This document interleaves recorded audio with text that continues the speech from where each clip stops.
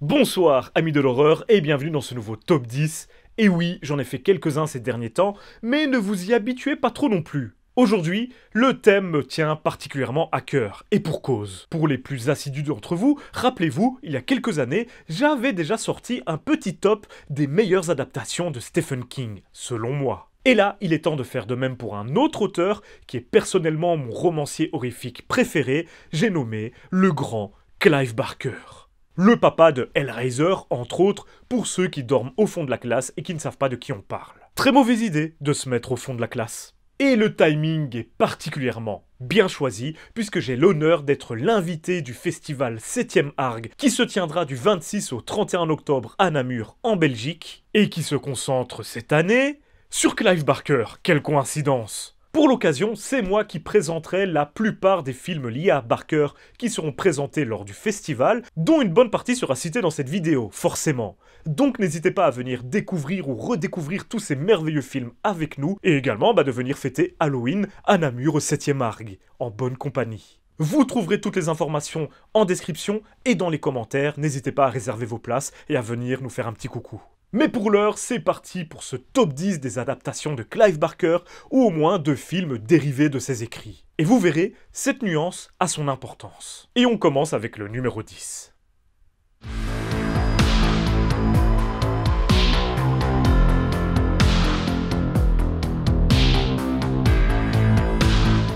On commence directement avec un film assez actuel puisqu'il s'agit de la nouvelle version de Candyman, sortie il y a seulement 2 ans, réalisée par Nia DaCosta et produite par Jordan Peele.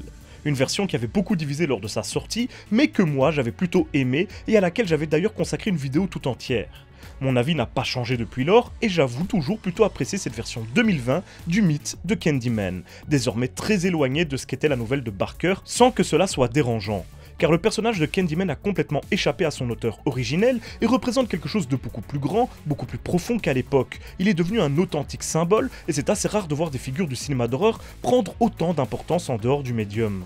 Et c'est encore plus drôle de constater qu'une des autres grandes icônes à avoir connu ce destin n'est autre que Pinhead. Comme quoi, les monstres de Barker, qui revendiquent la capacité de l'horreur à faire office de métaphore, sont bien plus que de simples antagonistes. Mais évidemment, le film en lui-même me plaît toujours bien.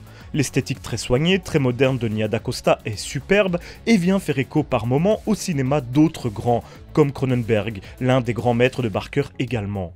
Utiliser l'évolution des quartiers de Cabrini Green pour parler de l'évolution du traitement des populations afro-américaines était également un parti pris intéressant et parfaitement logique pour raconter une nouvelle histoire de Candyman. Le personnage y prend de l'ampleur et la petite apparition de Tony Todd à la fin a fait vibrer mon petit cœur de fanboy. Mais bon, je regrette tout de même un certain manque de méchanceté, de puissance, et trouve donc le film un petit peu trop lisse, trop gentillet. Alors même que certains lui ont reproché ses partis pris soi-disant trop appuyés, comme quoi. Et avant de vous parler du numéro 9, laissez-moi vous faire un petit cadeau pour Halloween. Si, j'insiste, car cette vidéo est sponsorisée par Freaks On. Mais oui, Freaks On, la plateforme de streaming spécialisée dans le cinéma de genre et surtout dans les petites pépites méconnues comme on aime mettre en avant sur la chaîne. Si vous aimez les contenus comme cinéma interdit, vous trouverez votre bonheur sur Freaks On qui se concentre sur les cinémas européens, asiatiques et d'Amérique latine. Puis en ce moment, il y a de nouveaux films hyper intéressants qui font leur entrée dans leur catalogue, comme la trilogie Hell House LLC à laquelle j'avais consacré une vidéo et dont le premier opus est peut-être le meilleur film de Halloween de ces dernières années, ou encore Be My Cat, auquel je consacrerai forcément un épisode de cinéma interdit dans peu de temps. C'est du matériel à cauchemar, croyez-moi. Freaks On est disponible via ordinateur, iOS, Android et même sur Android TV en France, mais également en Belgique et en Suisse avec de nombreux moyens de paiement pratiques. Le tout pour seulement 4,99€ par mois, sans engagement et surtout avec un mois gratuit à la clé avec le code ASFRKS qui s'affiche sur votre écran, de quoi tester leur offre et leur catalogue à votre aise pour Halloween. En plus, ils sont partenaires du festival 7ème Arg eux aussi, donc vous voyez bien que c'est un peu la famille. Donc, si vous aimez les émissions de la chaîne et que c'est un genre de cinéma que vous voudriez soutenir et voir plus souvent arriver chez nous, soutenez Freaks On et allez faire un tour dans la description. Vous y trouverez tous les liens qu'il faut. Merci à Freaks On d'avoir sponsorisé cette vidéo et quant à nous, on se retrouve pour le numéro 9 de ce top.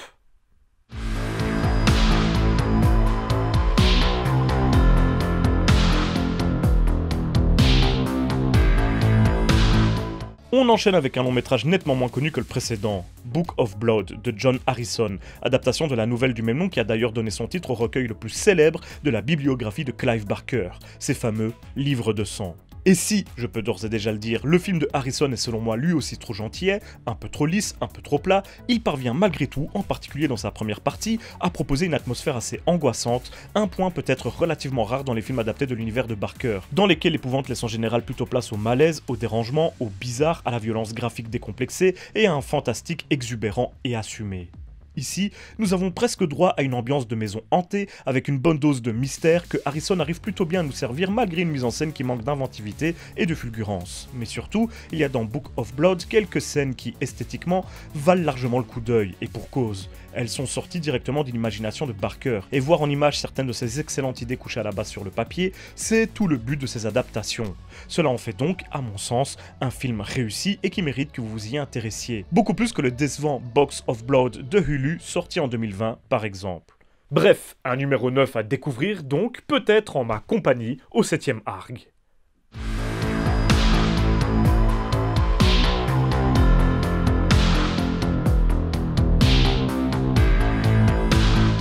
Revenons à l'œuvre phare de Barker, du moins celle à laquelle le grand public l'associe le plus. Quoique, pas entièrement, puisque je vous parle ici de la version 2022 de Hellraiser, celle réalisée par David Bruckner et dont nous attendons toujours la sortie officielle chez nous, une situation que je peine à comprendre et dont nous ne sortirons qu'avec la sortie des DVD Blu-ray, à mon avis, ou en VOD. Incompréhensible. Hellraiser version Bruckner a permis à la saga de s'offrir un petit lifting depuis la flopée d'épisodes médiocres sortis directement en vidéo lorsque les Weinstein étaient encore à la prod. Ici, nouveau départ et le mot d'ordre était l'ambition. Un réalisateur connu et plutôt talentueux, un peu plus de budget, une liberté nouvelle depuis plusieurs décennies dans la franchise et enfin, de nouvelles idées. Alors certes, avec ce nouvel épisode, nous avons perdu certains aspects qui étaient particulièrement importants pour moi dans l'univers de Hellraiser, mais force est de constater que David Bruckner a pu apposer sa propre patte sur cette mythologie et lui donner un nouveau sens. Pourquoi pas, en soi, je n'ai aucune raison d'y être formellement opposé. Le film est bien meilleur que la plupart des opus de la série, a quelques excellentes idées visuelles qui, à elles seules, justifient sa position dans ce classement et renoue avec cette idée de mélanger drame quasi romantique à de l'horreur viscérale. Puis, Pinhead version Jamie Clayton, c'est juste excellent, un superbe choix de recast après le légendaire et indétrônable Doug Bradley.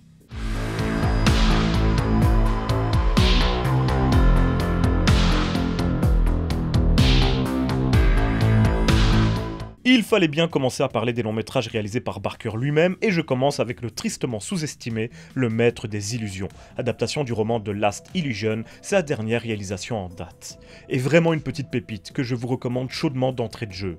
Déjà, c'était l'occasion d'enfin voir le personnage du détective privé Harry Damour mis en scène, lui qui est le personnage fétiche de Barker et qui n'a malheureusement pas eu la carrière cinématographique qu'il aurait mérité. Mais il aura au moins eu droit à son heure de gloire dans Le Maître des Illusions et cette histoire de secte de fanatiques qui cherche à faire ressusciter son leader. Et le film nous offre son lot d'images fortes, avec des maquillages et effets spéciaux pratiques signés Steve Johnson, l'un des grands noms des effets spéciaux américains, et énormément inspiré par Clive Barker, son ambition et ses idées hors du commun. Ces effets sont tellement convaincants qu'ils n'ont que très peu vieilli et sont toujours efficaces aujourd'hui, même si on ne peut pas en dire autant des rares effets spéciaux numériques du film qui, eux, sont complètement dépassés désormais. Le Maître des Illusions nous propose donc une intrigue à plusieurs niveaux de lecture, qui utilise les pouvoirs magiques de nos fanatiques pour parler de la magie du cinéma elle-même, et les effets spéciaux et différents trucages ici prennent alors une toute autre tournure, surtout quand on sait la fascination qu'ils exerçaient sur Clive lui-même. Le Maître des Illusions est une œuvre imparfaite, mais généreuse et qui a du cœur. Elle est largement sous-considérée et mériterait d'être plus reconnue. Donc, son rang dans ce classement est parfaitement justifié.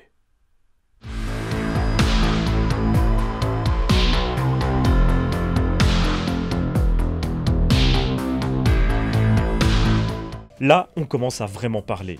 Dread de Anthony Di Blasi, adaptation de la nouvelle du même nom, est un vrai petit bijou de noirceur psychologique et ne prenez pas ces mots à la légère. À l'époque de sa sortie, le film a propulsé Anthony Di Blasi sur le devant de la scène et il fut considéré par la presse spécialisée du monde entier comme un réalisateur à surveiller, voire un futur maître de l'horreur tant il avait impressionné avec Dread. Si malheureusement, depuis, le cinéaste n'a pas su confirmer toutes ses attentes, encore que je le trouve assez injustement sous-estimé, à l'époque, il avait fait une entrée en trombe dans cet univers. Dread nous fait suivre deux étudiants qui vont mener un bien étrange projet, étudier la peur en interrogeant leurs camarades sur leurs phobies, leurs pires cauchemars. Et forcément, l'un des deux étudiants a d'obscures motivations et est prêt à aller loin, trop loin. ce qui va nous donner des situations pour le moins dérangeantes. Di Blasi a su tirer le meilleur de la nouvelle originelle, tout en y insufflant ses propres obsessions, ses propres peurs, selon ses propres dires et ceux de Barker, et en termes d'atmosphère, cela nous donne un film proprement unique. Son extrême violence, graphique ou psychologique, n'y est jamais glamour, jamais stylée, elle est purement dérangeante, ce qui est vraiment le maître mot pour décrire ce petit film, un peu trop oublié aujourd'hui à mon sens, étant donné son évidente qualité. Et il y a quelques idées juste excellentes, comme celle du steak ou celle de la tache de naissance, scène auquel un soin tout particulier a été apporté, notamment au niveau des effets spéciaux extrêmement convaincants. Si vous voulez être mis mal à l'aise, Dread ou Terreur en français n'attend que vous.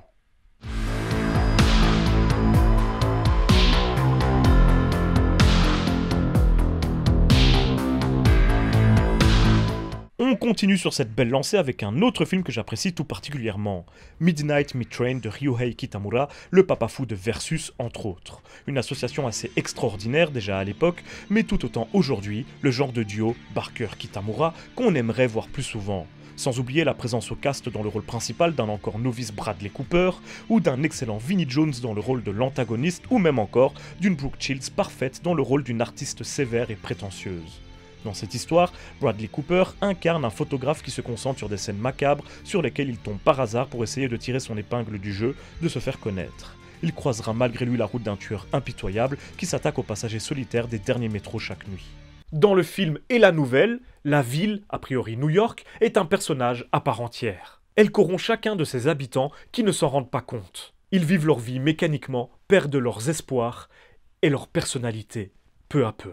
Jusqu'à finir par faire totalement partie de la ville, de gré ou de force, littéralement parlant ou de façon allégorique. Car oui, Midnight Meat Train est plus qu'un simple film de tueur en série. Non seulement il propose un twist terrifiant, mais en plus, chacun de ses aspects est particulièrement travaillé, notamment du point de vue esthétique. Kitamura y a mis une partie de sa folie et nous avons droit à quelques plans bien cinglés qui nous emmènent en plein cœur de l'action, en plein cœur des meurtres. Et ce bien que un ou deux effets visuels aient mal vieilli aujourd'hui. Midnight Meat Train est brutal, violent, mais de façon différente des torture porn qui sévissaient à la même époque. Il est plus fou, plus fun, plus inventif. Et en termes de photographie, de couleurs, d'éclairage, le but était de mélanger les teintes instaurées par Seven bien des années plus tôt et celles plus sombres du torture porn, entre autres, justement. Mélanger le style des pointures du thriller horrifique pour s'en moquer autant que pour en retirer une personnalité unique, et c'est réussi.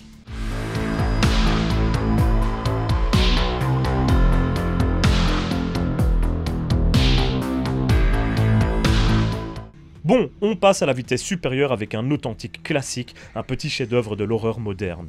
Candyman, premier du nom, de Monsieur Bernard Rose.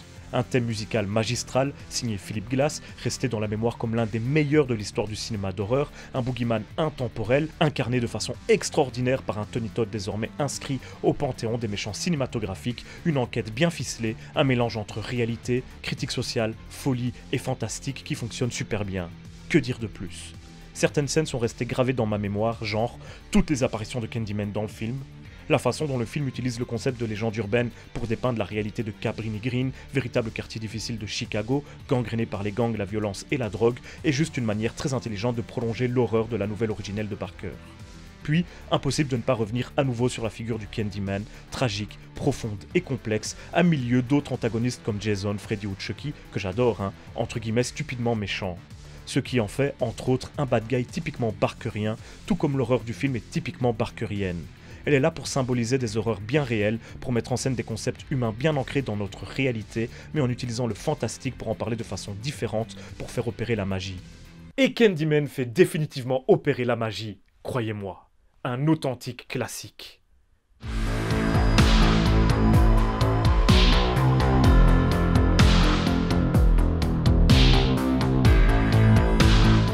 Retour aux réalisations de Barker lui-même avec Nightbreed ou Cabal, le film qui aurait pu être un véritable chef-d'œuvre incontestable, mais qui fut le théâtre d'un bras de fer constant entre le cinéaste et ses producteurs.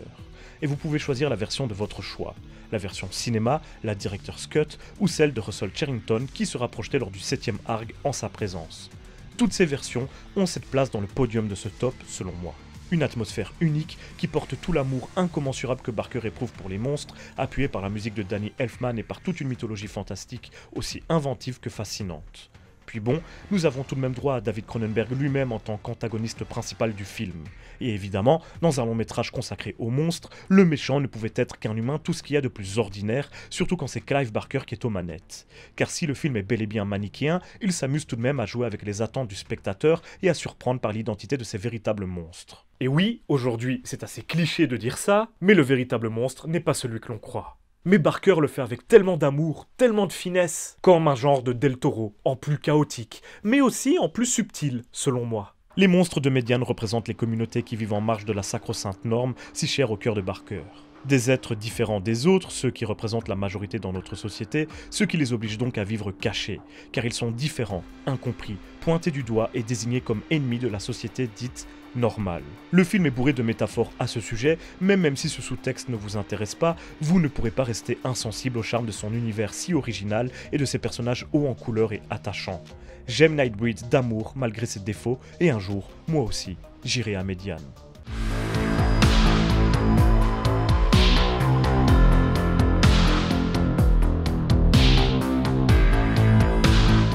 Ça y est, il est temps de revenir sur l'œuvre majeure de Barker, du moins au cinéma. Le monument Hellraiser, et ce premier long métrage réalisé par Clive est un coup de maître. Sorte de comédie romantique noire qui détourne les codes de l'adultère au cinéma pour les rendre grotesques, terrifiants et cauchemardesques, dans laquelle nous avions droit à des créatures totalement inédites au cinéma à l'époque, comme nous n'en avions jamais vu auparavant, que ce soit en termes de design, de rôle ou de personnalité, et qui ont marqué plusieurs générations de spectateurs. Puis, comme souvent avec Barker, ils ne sont évidemment pas les véritables antagonistes du film. Les Cénobites sont la neutralité, ils viennent parce qu'on les appelle et ont un rôle bien précis à remplir. Non, les vrais antagonistes sont Frank et Julia, génialement diaboliques, de belles ordures qui n'hésitent pas à tuer, manipuler et sacrifier leurs proches pour obtenir ce qu'ils désirent. Hellraiser est finalement, de base, un petit film d'horreur auquel il était difficile de prédire un tel destin. Son ambiance gothique est tout à fait remarquable, ainsi que la qualité de ses effets spéciaux, mis à part les quelques éclairs bien nazes ajoutés par Clive Barker lui-même en post-prod, dont on se serait bien passé, tout est au pire charmant, au mieux carrément génial. À commencer bien sûr par notre quatuor si légendaire, duquel chaque membre est absolument iconique et fascinant, même ceux qui ne parlent pas ou qui n'apparaissent que quelques secondes à l'écran, à l'image de Butterball, le plus mineur des quatre. Doug Bradley y est saisissant, de par sa prestance, sa voix, et même s'il n'occupe lui aussi qu'un temps d'écran finalement assez réduit, il a su marquer l'esprit des spectateurs de son empreinte, au point de devenir le symbole d'une franchise dont il ne devait à la base être qu'un personnage secondaire, mais également de devenir une sorte de porte-étendard dans certains milieux LGBT ou marginaux de l'époque. Hellraiser, c'est un phénomène qui dure encore jusqu'à aujourd'hui, qui garde une empreinte unique au sein du cinéma d'horreur. Et même si l'immense majorité de l'énorme saga qui en a découlé est très décevante, l'aventure ne s'arrête pas au premier opus.